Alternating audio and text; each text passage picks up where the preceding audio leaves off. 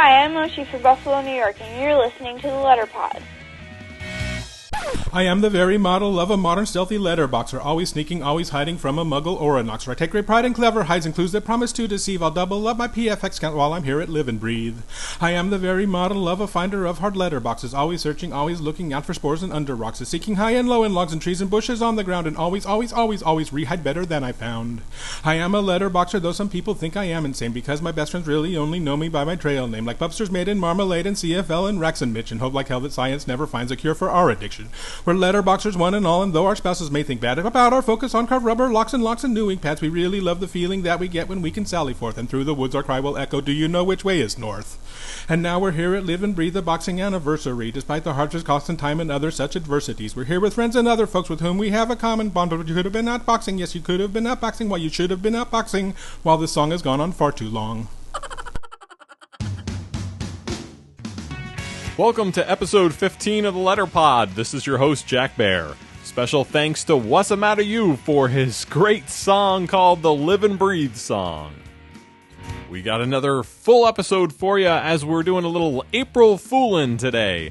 We've got an interview with Shiloh, Alaska homeschool mommy, and Rad Rhymer as I ask them a little bit about what it's like living in a letterboxing desert. We also have a Stampeaz Stumper for you to ponder. And first, let's get started with our own Dear Crabby. Dear Crabby, sometimes when I host a gathering, I plant a limited time series of boxes. I clearly state the dates and the times that these boxes will be available. Then I get messages from letterboxers asking me to leave them out longer, or make them available in the middle of the night so they can box when their children are asleep, or replant them during their vacation. Should I be flexible and do as they wish? Signed, anxiously awaiting my answer. Dear, anxiously awaiting my answer. No. Thank you, dear Crabby.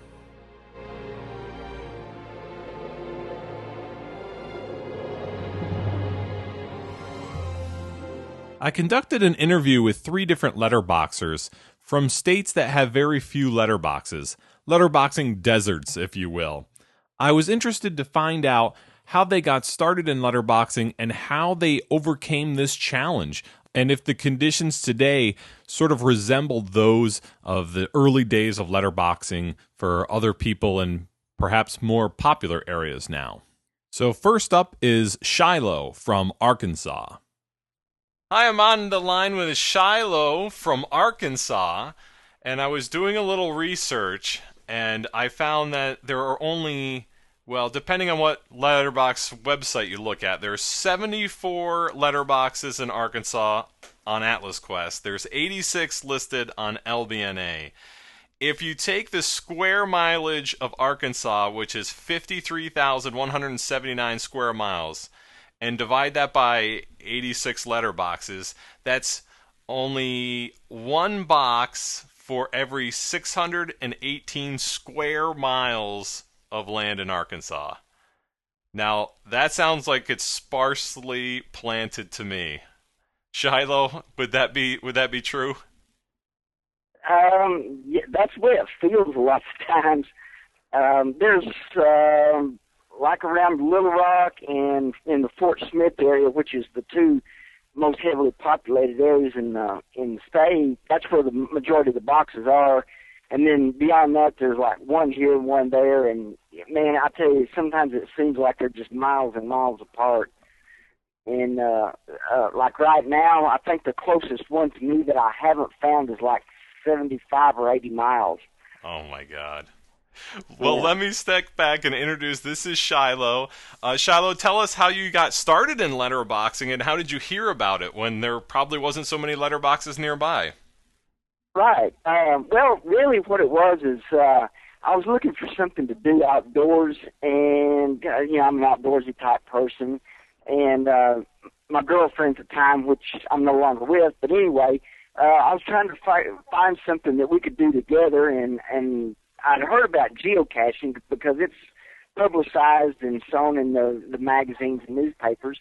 So I got on their website, and I was looking at that, and I thought, okay, well, let's see, I'm going to have to buy a GPS, and that's, ballpark of $100, and then, one thing and then another, and then I thought, what's this link here to letterboxing? So I clicked on it, and it said letterboxing, and it took me to LBNA. And, so I was looking at that and reading about it. What do I need for that? Well, I need a rubber stamp and a logbook and an ink pad.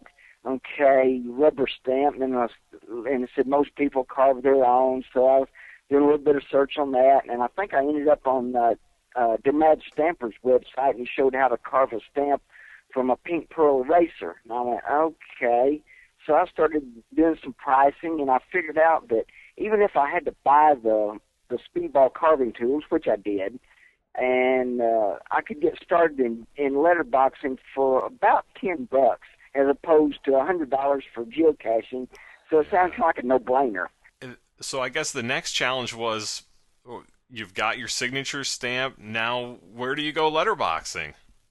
Right. Well, at the time, there were a few in Arkansas, and in fact, there were a couple that were just within, probably 10 miles of my house, and that would be the ones on Pinnacle Mountain. And so I went and found those. I take that back. No, the first one I found was at Lake Ouachita at the dam, and from what I understand, it's not there anymore. And that was in March, I think it was 26th of 2005, I believe. That was the correct date. Don't have my logbook handy, so I can't tell you exactly. But that was my first find, and there was a hitchhiker in it, by the way. And if I remember right, it was I was the first finder for the box, so it's kind of like a triple play there. But anyway, found that one. I planted my first one in April, and of that same year. And so basically, that's where I got started. There were a few letterboxes around, but they were so sparsely. One or two letterboxes in a weekend was like big deal to me, but now it's like, you pick one weekend and go find one or two still. Right. So. And to put this in perspective for people who may not understand this, I took a look at New London County in Connecticut. Okay. There are 471 boxes listed just for that county, and basically, that county is only 772 square miles, so that's one box every 1.5 miles, compared to Arkansas every 618 square miles. Yeah. So tell us about the challenges. I mean, it sounds like you've boxed out everything in your immediate neighborhood. So how do you deal with this? Well, occasionally there'll be some out-of-staters come through on their way somewhere else, and they'll plant a box, or I've had a couple of gathers in the last couple of years, and some of those nice folks would plant a box or two while they were here for that. And so, I still get one or two new ones occasionally, and it's not that bad. But, I go to a gather here and there. I went to Live and Breathe back in September, and that was a blast. And planning on going to Oklahoma this weekend to one. So you just have to do a little more traveling and invite more people to your area then. Right. And that's basically it. You just try to invite people to your area. And the funny thing is that my two gathers that I had were really low attendance, and I was the only one from Arkansas there. I believe that. Yeah. Even though there are a couple of boxers here locally, but, they didn't even show up. But anyway, go ahead with your question. Yeah, well, I was just going to say there's some old-timers in letterboxing that kind of lament the days gone by when there was just a couple boxes around, and each one of them seemed really special, and letterboxing was kind of a bit more stealthy and a bit more clandestine. Is it still like that where you live? I don't know that it's so much clandestine,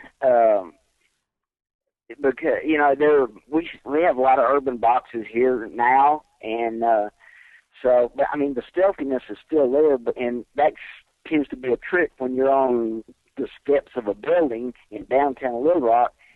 How do you get this box and stamp in without everybody wondering what's going on? But So far, it's been pretty good. I mean, people just kind of look at you and go about their business and don't question you about it. But I think there's more boxes now, even in Arkansas, than there probably were in the beginning 10 years ago when letterboxing got started in America.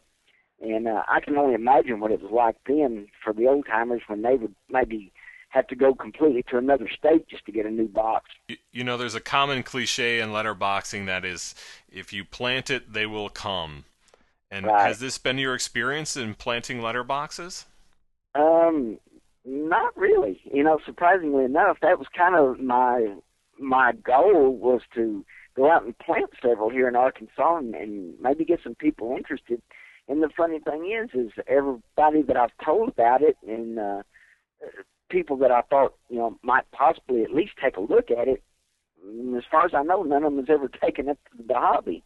Yeah, I was talking with a letterboxer online, and that was kind of their question. They felt like, they're really excited, but in their area, they can't find anyone else who's kind of interested, or the boxes that have planted have all gone and disappeared.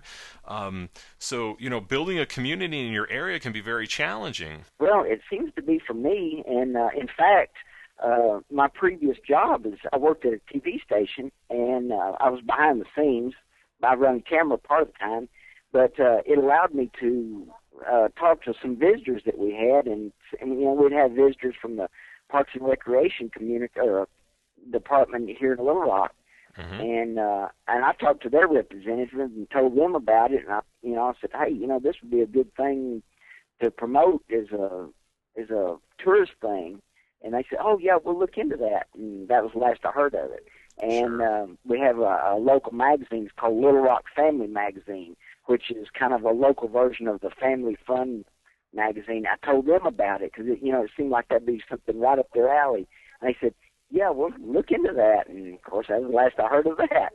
Yeah, it's, you know, a lot of people shy away from publicity and don't want to, you know, don't want this kind of the name of letterboxing to get out there for it to get too popular. Right. But in certain areas like yours, publicity is a very good thing. Well, yeah, one would think so, but like I said, I'm not getting much publicity out of it or recruiting very many new boxers either. Well, hopefully some of our listeners will hear this and hopefully send you good letterboxes. Oh, that would be great. Well, Shiloh, I want to thank you for joining us tonight. Thank you, too. Thank you for the opportunity. Next, I spoke to Alaska Homeschool Mommy from, of course, Alaska. Well, I'm here with Alaska Homeschool Mommy. Homeschool Mommy, when did you start letterboxing and how did you hear about it? I started letterboxing back in January of 2005. My sister, who lives in Tennessee, heard about it from a friend that was at a scrapbooking weekend, and she had just gone out and done it. She sent me the link to LBNA, and I looked it up and got hooked. As a point of comparison here, I want to point out that right now Alaska has 147 boxes planted in the state, according to Atlas Quest, 110 on LBNA. The square mileage of Alaska is enormous. It's 663,264 square miles.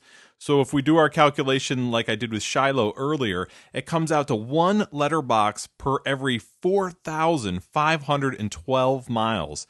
That's compared to Arkansas, which was 618, and compared to New London County in Connecticut, which was every 1.5 miles. What challenges have you faced finding letterboxes in a state with so few letterboxes? Well, when I first got here, there were only about 5 boxes listed on LBNA, and 3 of them were long gone. Plus, it was just the start of winter here, so I spent a lot of my time planning for planting, because obviously you can't find boxes that aren't there. You know, sometimes I hear from old-timers in letterboxing, and they sort of are lamenting the days gone by when there were fewer boxes and each one was special and letterboxing was a bit more secretive. Is that still what it's like where you live? It kind of is a little bit. It's kind of special to find those few and far between boxes, and I get really excited when somebody plants a new box. However, living in a state where you can't just drive to the next state to find boxes, it does kind of get boring after you found them all. A common cliche in letterboxing is, if you plant it, they will come. Has this been your experience? A little bit. The funny thing is, I've always lived in letterboxing deserts. I came from Spokane, Washington, and when I started, I think there were maybe 10 boxes, if even that. I met up with the only boxer there, Calls and DB, and she really got me hooked. I planted like crazy there and held the gathering before I had to move. So when I moved here, it was kind of great. I have to start all over. I just started planting like crazy and held gatherings, even if it was just me. I made sure people I knew I was here, so that when they come for vacations, we could exchange, which I'm still going to be here for just a little bit longer of time. I did teach a Parks and Recs class here, but the funny thing about that is that those people are not letterboxers today. The people that are letterboxers here in Alaska have mainly heard about it by word of mouth. My first gathering, it was me and a friend, and I introduced that friend I had introduced her to. Last year's gathering, we had over 15 people at. Not big by some of the gatherings I've been to, but it's big for Alaska. So I'm a firm believer in if you plant them, they will come. At that point in time, I got cut off from Homeschool Mommy due to some technical problems, but I really want to thank her for answering all of our questions and sharing with us what it's like letterboxing in Alaska. Next, I got Rad Rhymer on the phone from Kansas. Hi, I'm on the phone with Rad Rhymer. Rad Rhymer is from Kansas. Few facts about Kansas. Kansas has 96 boxes listed on Atlas Quest, but 169 on LBNA. The square miles of Kansas is 82,277 square miles, so that would be one box every 487 square miles. That's not a lot of letterboxes. So, Rad Rhymer, tell me how you got started in letterboxing, and how did you hear about it? Well, I'm going to have to blame Mad Stamper for that one. I was with him when he planted the Wheathead letterbox in December of 1998, and that was the first letterbox in the state of Kansas. It was planted at the geographical center of the United States. And I was also with him when he planted all of his Kansas letterboxes and some in Nebraska. And I thought it was a lot of fun, so in December of 2004, I planted my first box. And I was accompanied by Mad Stamper when I did that. And so far, I've planted 28 boxes in Kansas and one in Colorado. And we plan to go to Colorado again in June, so I'm hoping to plant another one or two there. Wow, that's incredible. You were witness to some of the first letterboxes in the U.S. Yes, I was. Yeah, it's by a little place called Lebanon, Kansas. And that was probably the only letterbox in the state for years. Yeah, well, yeah, he planted several others just right after that, but that was the first one in the state of Kansas. What challenges have you faced finding letterboxes in a state with so few letterboxes? Well, I have found a few here locally, but I have had to travel around some in order to fully participate. I've taken several trips out of town looking for letterboxes and planting some. And I found several here in Kansas and also some in Nebraska and Colorado.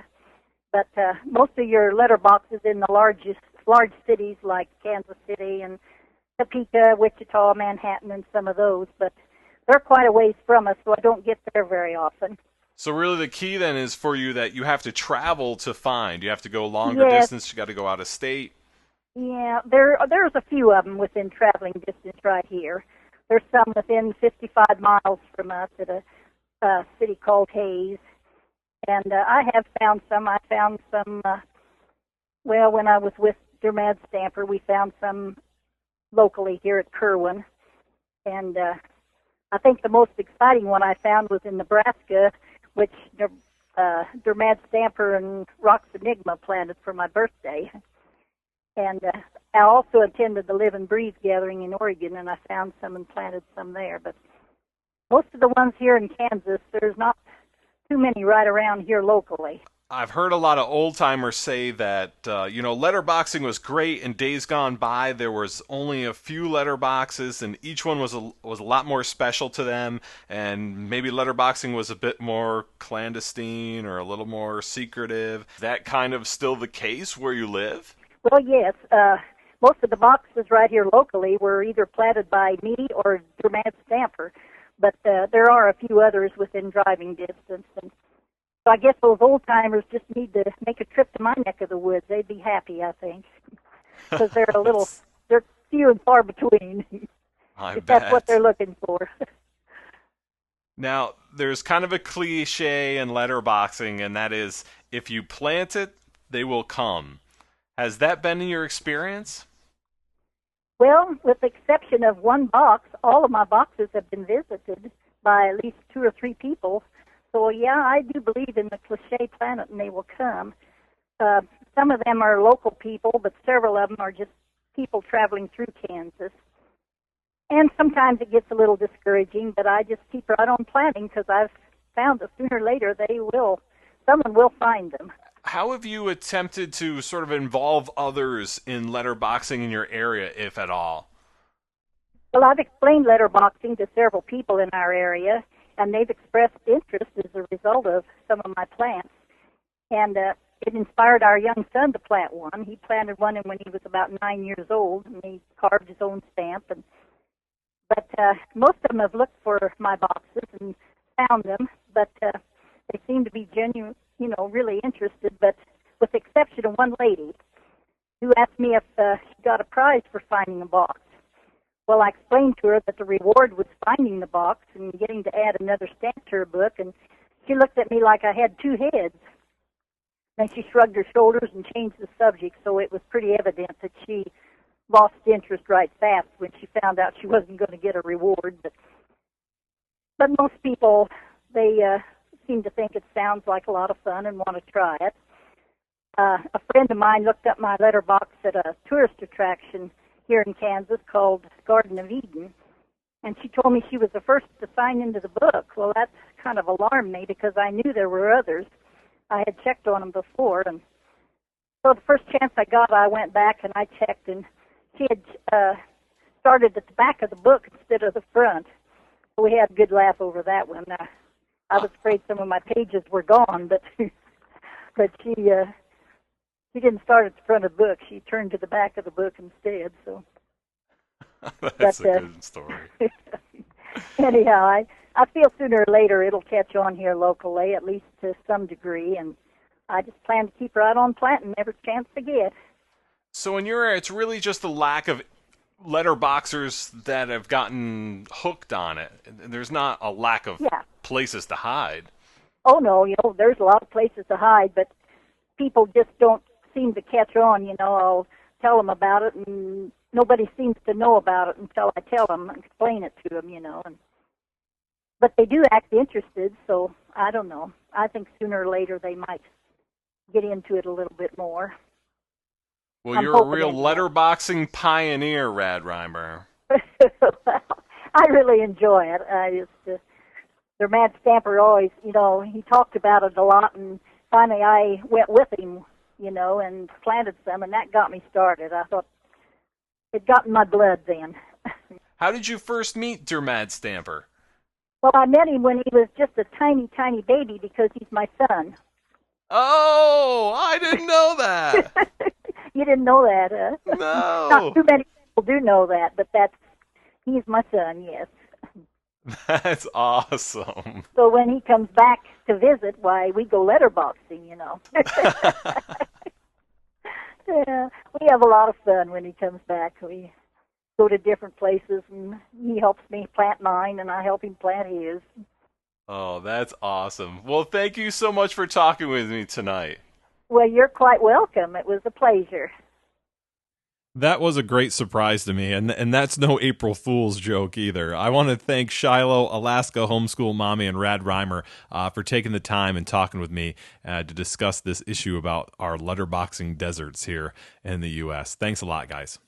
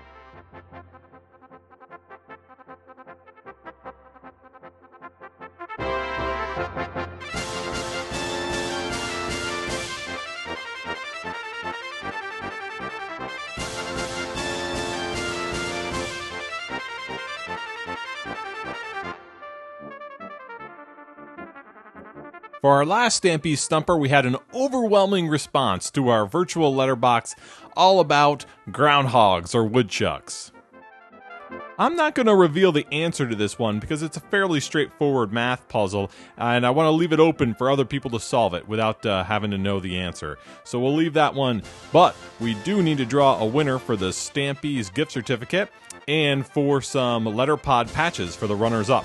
So, by random draw, the winner of the $10 gift certificate to Stampeaz.com is ASL Girl, with runners-up Caterpillar and Shiloh. And now, on to our new Stampeaz Stumper. This time we have a trivia question for you, so listen closely. We want to know the first and last name of the person who Peasy Cut is named after. Again, we want the first and last name of the person who Peasy Cut was named after. You can go online and answer this question by going to Atlas Quest and finding the virtual letterbox called Stampeaz Stumper number 5 and enter in your answer. Winners for the $10 gift certificate and Letterpod patches will be drawn at random from the list of finders. And good luck, everyone!